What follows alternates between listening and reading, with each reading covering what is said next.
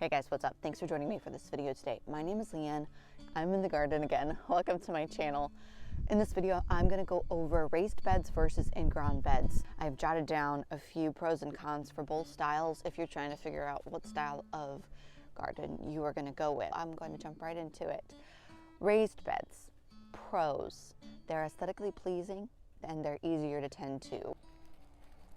Meaning you don't have to scratch down as far to plant things or to weed, and often there's less weed seeds because if you're trucking in like fresh dirt that didn't have like a lifetime's worth of weed seeds and seeds from trees falling on it and stuff. So definitely big pros to raised beds. They're also very versatile, which not necessarily, like in-ground beds are versatile too, but raised beds are a little more versatile because you could have them even on a patio if all you have is an apartment.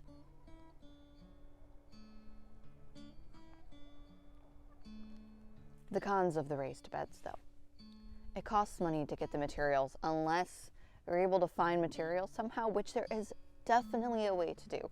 I found most of the material for my raised beds for free, so that is not necessarily a con, but if you want all your beds to be the same, it might cost a little bit of money to get the material for them. I mean, we did have to pay for the screws, so we did spend some money putting them together. Another con for raised beds is they're a little harder to irrigate.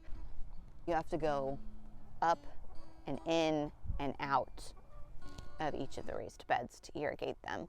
A little bit more work. Only have to do it once though, so it's not a huge deal. Just keep that in mind. If you wanted to irrigate your garden, it would be easier to irrigate an in-ground garden. Hi.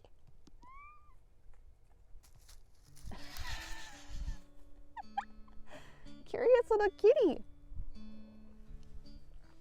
Okay, let's get into the in-ground beds. I have my little cheat sheet right here. I wanted to make sure that I wasn't just babbling on and on to make this video a little bit easier for me to edit. Pros for in-ground beds is they are easier to set up. Meaning you could literally get a tractor, dump dirt, and spread it out a lot easier than having to wheelbarrow full your raised beds. Though you could fill raised beds with a tractor too. If you have them closer together like mine, it might not be as simple as just using a tractor. Definitely way easier to irrigate in-ground beds. Less joints that you have to put in the whole system, a lot more straightforward. Cons is typically there's more weed seeds, though you can avoid this hugely by using cardboard, then layering your growing medium on top of that, which is what I did. So you could, if you've got good soil, just grow directly in the dirt that you have. But for me, our soil is very sandy and clayey, so it's like drains well, but it's very dense somehow at the same time. I don't understand. Anyway, I have cardboard layered and then compost on top of that. That helped a lot with the weed seeds. I did still have some, but it was a lot less than it could have been. This next con goes a little bit with that. More weeding is that in-ground beds are typically harder to tend to because they're all the way on the ground and you have to get all the way down on your knees or bend completely over to tend to it. So I do have both though, and the pros and cons of both types for me kind of outweigh each other, that I don't particularly like one over the other. It really depends on what I'm growing in each one. I think for root vegetables especially and things that don't grow super tall, I prefer container gardening because there is less bending over and I really do enjoy the way raised beds look. Yeah. It took a couple of years to accumulate all of these raised beds. So that's another thing to keep in mind is I didn't find all this material at once for free. It took like 3 years or 3 seasons. We're going into the 3rd season growing with these 2 raised beds, and then I have another pair back there that were from the first garden too. they're rolling into their 3rd year of being used. So, which is pretty good because this is like particle board, like pressed particle board, and it's still holding together 3 years later. I hear you. I hear you. You don't need to keep crowing. Oh my gosh. So noisy. He must make himself known.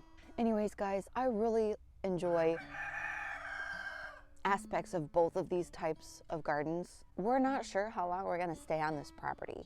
And that's always in the back of my mind when building up the garden space, because if whoever buys this house doesn't want to maintain a garden, I want it to be easier for it to be torn down. So I didn't want to spend a whole lot of money on material to build these raised beds, so I did find a lot of it for free. And that's why everything is mismatching, which I kind of like. But